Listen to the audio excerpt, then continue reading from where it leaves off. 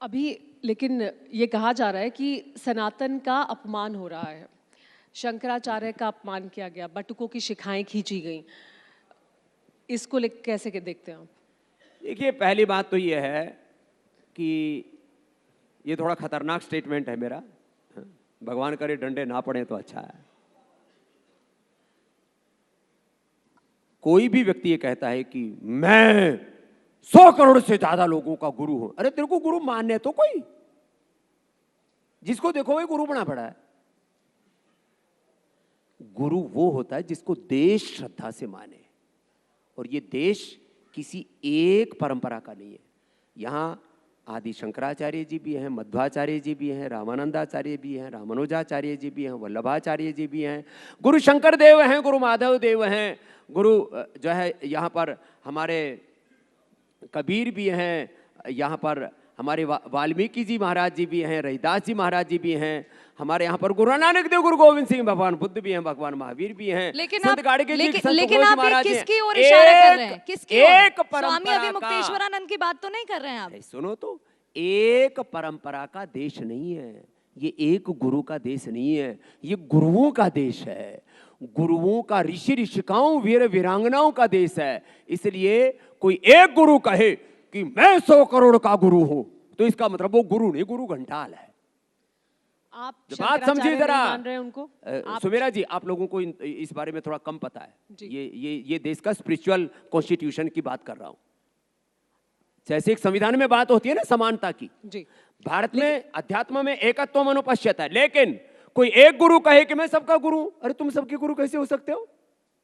तो इसलिए ये गुरुओं के नाम पर कि मैं सबका गुरु हूं, सारा देश आपको गुरु बोले तो बात है ना।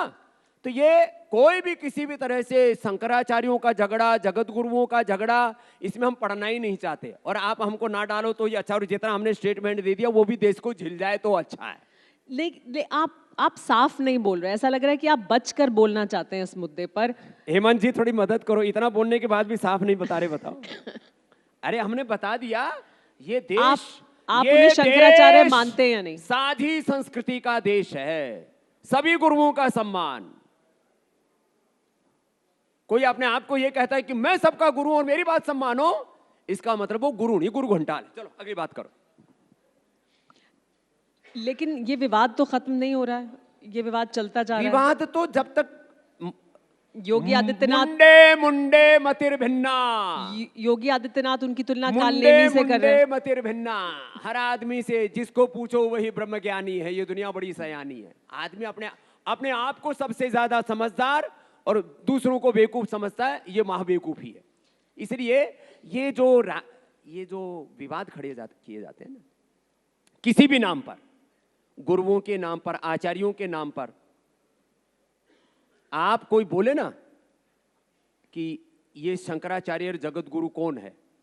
शंकराचार्य वो है जिसमें भगवान शंकर जैसा तेज हो, संपूर्ण ज्ञान, विज्ञान, प्रज्ञान और समाधि जिसको प्राप्त हो। आदि शंकराचार्य का प्रतिनिधि वो होगा जिसका आदि शंकराचार्य जैसा चरित्र होगा। गुरु रामानंदाचार्य, रामानुजाचार्य, मध्वाचार्य, वल्लभाचार्य और तमाम जितने गुरुओं के मैंने नाम लिए, उनका प्रतिनिधि वो कहलाएगा जिनमें उन गुरुओं की गुरुता होगी। बाकी तो ये सब ये जो क्या लैमलाइट में बने रहने की, ये जो मेन स्ट्रीम मीडिया में बने रहने की जो एक हवस है, ये बड़ी खतरनाक है। बाबा रामदेव, ये ठीक नहीं है। आप आदर्श स्थिति की बात कर रहे हैं। चाहे धार्मिक व्यक्ति हो, चाहे राजनीतिक व्यक्ति हो, जिसको दिखास और छपास की बीमारी रहेगी ना, वो ठीक नहीं है। नहीं, आप एक आदर्श स्थिति की बात कर रहे हैं कि पूरा देश जिसे गुरु माने वो गुरु है, लेकिन बाकी सब शंकराचार्य उन्हें शंकराचार्य मान रहे हैं, लेकिन योगी आदित्यनाथ उनके शंकराचार्य उनका समर्थन कर रहे हैं। आपस में चार आदमी मिलकर के क्या बात कर, मैं देश की बात कर रहा हूं। अच्छा बताओ, मैं जगत गुरु हूं क्या? मैं कोई शंकराचार्य हूं क्या? मैं कोई, आप माने तो मैं एक इस देश का एक अकिंचन साधु। साधु की कोई आदि व्याधि उपाधि नहीं होती। साधु की साधुता ही उसकी सबसे बड़ी उपाधि है। मैं आपको बोल रहा था, मैं स्पिरिचुअल कॉन्स्टिट्यूशन की बात कर रहा हूं। साधु कौन? जो सबका हित साधे, जिसने अपने शरीर, इंद्रियों, मन को साध लिया और जिसने अपने आप को अकिंचन भगवान के दासत्व में स्थापित कर दिया है, जो भगवान की शरणागति में जीता है, जिसके चित्त में कोई अहंकार नहीं है, जो किसी की सुबह से शाम तक बजाता नहीं रहता है, ना अपनी बजाता है ना दूसरी की बजाता है, वो साधु है। जो सुबह से शाम तक इसी उथल पुथल में लगा रहे, अरे साधु के गुण लिखे रामचरितमानस में, साधु के गुण लिखे श्रीमद् भगवत गीता में, साधु के गुण लिखे वेदों में। श्रोत्रिय ब्रह्मनिष्ठ होना चाहिए साधु को। गावै सुनाई सदा हरि लीला, हेतु रहित पर हित रत शीला, ऐसा होता है साधु। तो साधुता की गुण अलग है, राजनीतिक तौर पर मामला अलग हो जाता है। अब आप योगी आदित्यनाथ जी की बात को बीच में ले आ रहे हो, उनसे क्या तकलीफ है? उन्होंने उन्हें कालनेमी बोला और वो योगी आदित्यनाथ जी को कह रहे हैं कि वो वेतन लेते हैं, तो वो योगी कैसे हैं? अच्छा, उन्होंने उसको क्या बोला?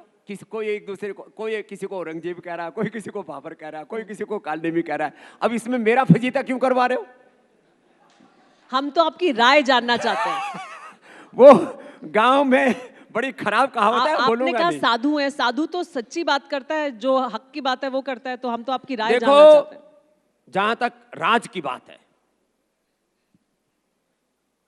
जो पूर्ण विरक्त व्यक्ति है, जिसमें सत्ता संपत्ति का किसी भी चीज का कोई दंभ नहीं है, दंभो दर्पोभिमानश्च क्रोधः पारुष्यमेव च ज्ञानम चाभिजातस्य पार्थ संपदाम आसुरी, जिसमें कोई आसुरी संपदा नहीं है।